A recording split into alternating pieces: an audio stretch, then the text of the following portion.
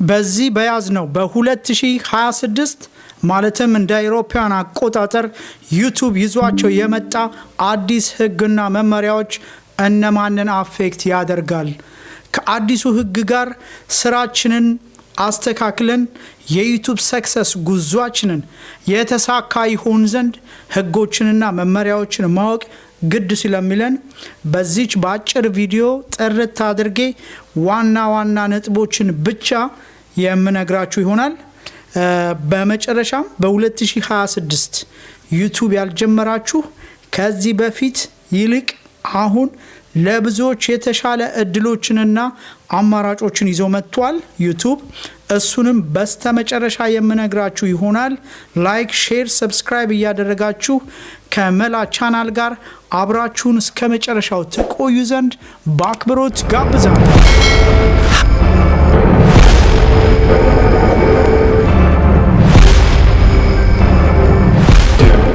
ሰላም ጤና ይስጥልኝ የመላ ቤተሰቦች፣ እንኳን ወደ ቻናላችን በሰላም መጣችሁ እያልኩኝ አዲስ የሆናችሁ ሰብስክራይብ ታደርጉ ዘንድ በአክብሮት እየጠየቅኩኝ ወደ ዝርዝር ነጥቦች ቀጥታ ገባለሁኝ። እነዚህ ማሻሻያዎች የተደረጉበት ዋና ምክንያት የዩቲዩብ ሲኢኦ ኒል ሞሃን ሲገልጹ ደህንነቱ በደንብ የተጠበቀ የተሳታፊዎችን እና የተመልካቾችን ቁጥር ከፍ ለማድረግ ተመራጭ ዘመናዊ ሰርች ኢንጂን እንዲሆን አልፎም የተጠቃሚዎችን ምርጫ ጥራት ከፍ ለማድረግ ነው ብለዋል። የተደጋጋሚነት ይዘት ያላቸውን የጥራት ደረጃቸው በጣም ዝቅተኛ የሆኑትን በጅምላ ወይንም በብዛት ቪዲዮ የሚጭኑትን ላይክ የእይታ ጊዜያቸው እንዲበዛ በማለት አንዳንድ ሰዎች ተደጋጋሚ የሆነ ብዙ ቪዲዮዎችን በአንድ ጊዜ በጣም ይጭናሉ። ያ ደግሞ አልጎሪዝሙ ወይንም ዩቲዩብ እንደንትን ነው የሚያየው፣ እንደ ስካም ነው የሚያየው። የነዛን ቁጥጥር ለማድረግ ኤአይን በተመለከተ ትራንስፓረንሲ ወይም ግልጸኛና የፈጠራ ስራዎችን ከማበረታታት አኳያ የሚወሰዱ ገደቦች እንዳሉ ገልጿል። ይህ ማለት በኤአይ የተሰሩ ቪዲዮዎች ከስር በግልጸኝነት በኤአይ መሰራታቸውን መግለጽ መቻል አለባቸው። በተቻለ መጠን ደግሞ የኤአይ የሚጠቀሙበት ፐርሰንት አነስተኛ እንዲሆን ከነሱ የበለጠ ደግሞ በራሳቸው በፈጠራ የሚሰሩ ክሬተሮች እንደሚበረታቱ ገልጿል። ስለዚህ በኤአይ ሙሉን ማድረግ ከዩቲዩብ ሊያስወርድ ይችላል። ዲሞኔታይዜሽን አለ። ቪዲዮ እንዳይታይ ይደረጋል። በሌላ በኩል ተመልካቾች እንዲሳተፉ የሚያደርጉ ክሬተሮች ዩቲዩብ ቻናሎች ሽልማት እንደሚያገኙም ይህንንም አስምረውበታል። ዩቲዩብ ለኦሪጂናልና ለእውነተኛ ይዘት ላላቸው ቅድሚያ እንደሚሰጥ ሲገልጽ፣ በተቃራኒው ደግሞ እነዚህንና የመሳሰሉትን ነገሮች በሚቀርብባቸው ቻናሎች ላይ በዩቲዩብ ክሪኤሽን ግምገማ ውስጥ ትርጉም ያለው ቫልዩ ያለው አቀራረብ ግምገማ ካላቀረቡ በስተቀር ከዩቲዩብ እንደሚወርዱ አስታውቋል። መድረኩ ለተወሰኑ የገቢ ምንጭ እንዲሆን መንገድ ከፍቷል። ይህም ሲባል ምንድነው? ዩቲዩብ ክሬተሮች ግራፊክስ ባልሆነ መንገድ እስካቀረቡ ድረስ በድራማ ይዘት በተሰራ ላይ ሙሉ የማስታወቂያ ገቢ እንዲያገኙ የሚል ሲሆን፣ አልፎም የይዘት ደህንነት ደረጃዎች ሌላ የወጣው አዲስ ህግ ወይንም መመሪያ ሊባል ይችላል። ከእድሜ ገደብ ጋር የተመልካች ጥብቅና የቁጥጥር ደንቦችን አስቀምጧል። ይህ ደግሞ ደህንነቱ የተጠበቀ ማህበረሰባዊ አካባቢን ለመፍጠር የሚረዳ መመሪያ ነው ተብሏል። ከቁማር ጋር የተገናኘ ይዘት፣ ተጨባጭ የጥቃት ቁሳቁሶችን በእድሜ የተረጋገጡ ታዳሚዎች ከእድሜ ገደብ ጋር እንደሚያያይዝ አክለውም የጥላቻ ንግግር፣ ራስን መጉዳት፣ አደገኛ ባህሪያት የሚያበረታታ ይዘት ያለው ቪዲዮ በጥብቅ የተከለከለ ስለመሆኑ፣ ነገር ግን ትምህርታዊ ዘጋቢ ፊልም፣ ሳይንሳዊ ወይንም ጥበባዊ እሴት ያለው ይዘት ከሆነ በልዩ ሁኔታዎች ሊፈቀድ እንደሚችልም ገልጸዋል። ሌላኛው ደግሞ የዩቲዩብ ክሬተሮች ይዘታቸውን ለማሻሻልና ታዛዥ ሆነው ለመቆየት እነዚህ ለውጦች ግምት ውስጥ ባስገባ መልኩ እንዲሰሩ ይበረታታሉ ብለዋል።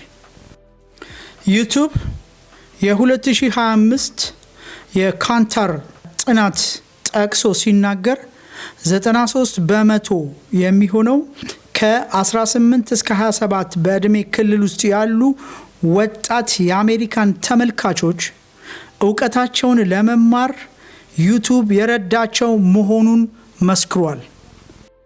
በተጨማሪም በ2025 የኦክስፎርድ ኢኮኖሚክስ ሰርቬይ ጥናት ጠቅሶ 79% የሚሆኑ የአሜሪካን መምህራኖች ትምህርታቸውን እውቀት ለማስጨበጥ ዩቲዩብ አጋዥ መሆኑን ይስማማሉ ሲል ገልጸዋል። ከባለፈው ሳምንት ዘገባቸው ጋር በማያያዝ ስለ ፓረንታል ኮንትሮል የቤተሰብ ቁጥጥር እንደሚጠናከር ወላጆች ልጆችን በዩቲዩብ ላይ የሚቆዩበትን ሰዓት የሚቆጣጠር ዘዴ እንደሚተገብሩም ገልጸዋል። ባለፉት 4 ዓመታት ዩቲዩብ ለክሬተሮች፣ ለአርቲስቶች እና ለሚዲያ ባለቤቶች ከ100 ቢሊዮን ዶላር በላይ ከፍሏል።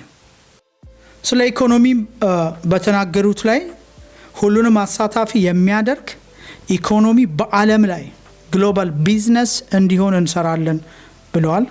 በአሜሪካ ውስጥ ብቻ 490,000 ፉል ታይም ጃብ የሙሉ ጊዜ የሙሉ ሰዓት ስራቸው በማድረግ ቢዝነሳቸውን ሰራተኞችንም ጭምር በመቅጠር የዩቲዩብ ኢኮሲስተም ወደ 55 ቢሊዮን ዶላር ለጂዲፒው አስተዋጽኦ እንዳደረገ ተገልጿል። የዩቲዩብ ሾፒንግ ልክ እንደ ቲክቶክ ማለት ነው በላይቭ ላይ ለመጀመር ተዘጋጅቷል። ይህ ከፍተኛ የሆነ የስራ እድል ለብዙዎች ይፈጥራል ተብሏል። እስካሁን ከ500,000 በላይ ክሬተሮች በሽያጭ ንግድ ላይ እንደሚገኙም ገልጿል። በሌላም ክሊክ ቤት የሆኑ ስፓምና ጥራታቸው ዝቅተኛ የሆኑ ማለት ክሊክ ቤት ተምኔላቸውን በጣም ቆንጆ ያደርጉና በውስጣቸው ያለው ይዘት ግን ተቃራኒ የሆነ የእይታ ጊዜያቸውን ለማስረዘም የሚያደርጉ ስፓም አታላዮችን የሚቆጣጠር እንደገና ጥራታቸው ዝቅተኛ የሆኑ በተደጋጋሚ ኮንቴንቶች ኮፒ ተደርገው በተመሳሳይ በተደጋጋሚ የሚቀርቡትን እነዚህን ሁሉ እንደሚገድብ ተናግሯል ማለት ነው። ዋና ዋናዎቹ ይህንን ይመስላሉ። ከዚህ በመቀጠል የማሰማችሁ ደግሞ በ2026 ዩቲዩብ ያልከፈታችሁ መክፈታችሁ ብዙ አማራጮች ይዞ መጥቷል ማለት። ቲክቶክ የራሱ ላይቭ ማርኬት እንዳለው ሁሉ ዩቲዩብም በላይቭ ማርኬት ይዞ መጥቷል ማለት ነው። ስለዚህ ሞኔታይዝ ከተደረግን በኋላ ቬሪፋይ ካደረግን በኋላ እንደዚህ አይነት የስራ እድሎችን ይዞ መጥቷል ማለት ነው። ምርቶችን እያስተዋወቁ መሸጥ በላይቭ ላይ፣ በተጨማሪ በእይታም ታገኛለህ፣ በአድቨርታይዚንግ ታገኛለህ። እንደገና ደግሞ በአድቨርታይዚንግ ማግኘት፣ በእይታ ማግኘት፣ እንደገና ደግሞ ሽያጮች እዛ ላይ በሚወጡ ምርቶችን በማስተዋወቅ ምርቶችን በመሸጥ የሚገኝ ጥቅሞች እንዳሉ ላይቭ ሾፒንግ እንደሚኖር ተናግረዋል። ይሄ ደግሞ ለብዙዎቹ የስራ እድል እንደሚከፍት ዩቲዩብ በ2026 የምትከፍቱ ሰዎች ትበረታታላችሁ። ስለዚህ ህጉንና ደንቡን አውቆ መሀከል ላይ ከተሰበሰበ በኋላ ተመልካች ከሰበሰብ በኋላ ከመውረድ ህጉን ጠብቆ ኦሪጂናል የሆነ ትክክለኛ አካሄድ ይዞ ወደ ተሻለ ሰክሰስ መድረስ የሚቻልበት መንገድ እንዳለ ነው የሚገልጸው። እንግዲህ በ2026 የዩቲዩብ ተከፋይ ለመሆን የሚያስፈልጉትን የመመዝገቢያ መስፈርቶች በሁለት ዋና ዋና ደረጃዎች ከፍሎታል። እነሱም አንደኛ በእነዚህ ነገሮች ላይ ምንድነው ቱ ስቴፕ ቬሪፊኬሽን አለ። ስፓሞች እንዳይኖሩ የማንነት ማረጋገጫ 2 ስቴፕ ኢሜይል በንም ቴክስት ተደርጎ ምናምን እንደዛ አይነት ማረጋገጫዎች አሉ።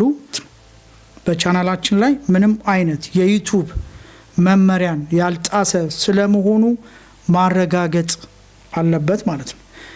በተጨማሪ የዩቲዩብ ክፍያ የሚጀመረው በአድሴንስ አካውንት ውስጥ የተጠራቀመው ገንዘብ $100 ሲሞላ ብቻ ነው። ከተመልካቾች ከፎሎወሮች ወይንም ከደጋፊዎች የሚገኝ በቀጥታ የገንዘብ መስጫ ፎርማት ነው። ለምሳሌ ሱፐር ታንክስ ከሜምበርሺፕ ሊገኙ የሚችሉትን የገቢዎች የማግኛ ዘዴ ማለት ነው። በሁለተኛ ደረጃ ደግሞ ይህንንም ለማግኘት እንደ በፊቱ ሳይሆን 500 ሰብስክራይበር ቢያንስ 3 ቪዲዮ በ90 ቀን ማለትም በ3 ወር ጊዜ ውስጥ መጫን፣ የሰዓት እይታ 4000 ሳይሆን 3000 በአመት ውስጥ የሾርት ቪዲዮ እይታችን 3 ሚሊዮን ከደረሰ ማለት በዛኛው ላይ ሙሉ ሰዓት በአመት ውስጥ 4000 ሲሆን ሰብስክራይበር ብዛት ደግሞ 1000 ሲሆን የሾርት ደግሞ እዛኛው ላይ 10 ሚሊዮን አሁን እዚህኛው ላይ ደግሞ በ3 ሚሊዮን ይቻላል ማለት ነው። ስለዚህ እንዳይምታታባችሁ በሁለተኛ የሚሆነው ምንድነው ያው የሙሉ ገቢውን ለማግኘት የሚያስችል ቬሪፊኬሽን ለማግኘት በቪዲዮ ላይ ለሚተላለፉ ማስታወቂያዎች ክፍያ ለማግኘት ያው እንደሚታወቀው 1000 ሰብስክራይበር 4000 የእይታ ሰዓት በአመት ውስጥ እንደገና ደግሞ የሾርት ቪዲዮአችን እይታ 10 ሚሊዮን መሆን አለበት። የዛኛው ግን አሁን በዚህኛው ላይ 1000 ሰብስክራይበር የነበረውን 500 ሰብስክራይበር እዛኛው ላይ እንደገና ደግሞ የእይታ ሰዓት 4000 የነበረውን እዚህ ጋር እዛኛው ላይ ገቢ የሚያስገኙትን ጥቅሞች ለማግኘት 3000 ሰብስክራይበር ይበቃዋል። ሾርት ቪዲዮአችን ደግሞ እዚህ ጋር ዋናውን ሙሉ ገቢ ለማግኘት 10 ሚሊዮን ሲሆን እዛኛው ላይ ደግሞ 3 ሚሊዮን ተመልካች ካገኘ እነዛ ቀደም የተገለጹትን ገቢዎች ማግኘት ይቻላል ማለት ነው። ስለዚህ በዚህ ስራ ላይ ያላችሁ ብዙ ጠቃሚና መረጃ ያላቸው ሀሳቦችን በዩቲዩብ ላይ የምታቀርቡ ወገኖቻችን ይህንን መመሪያዎችን በመከተል ተጨማሪ ጥቅሞችን እንድናገኝ እንድንበረታታ ኮሚኒቲው በዚህ ነገር ላይ ተጠቃሚ እንዲሆን የእውቀት ሼር እንድናረግ ስል እየመከርኩኝ አንኳር ፖይንት ነጥቦችን የጠቀስኩኝ ይመስለኛል። በበለጠ ደግሞ ዲቴል እያንዳንዱን ማወቅ እንፈልጋለን የምትሉ ካላችሁ የዩቲዩብ ኦፊሻል ብሎግ ላይ እንዳለ ዝርዝር መግለጫው ሰፋ ብሎ ያለ ሲሆን ያንንም መመልከት ይቻላል። እስካሁን ድረስ በትዕግስት አብራችሁን ስለቆያችሁ መላ ዩቲዩብ ቻናል ስም እያመሰገንኩኝ በሚቀጥለው ቪዲዮአችን በሰላምና በቸር ያገናኘን እላለሁ። አመሰግናለሁ።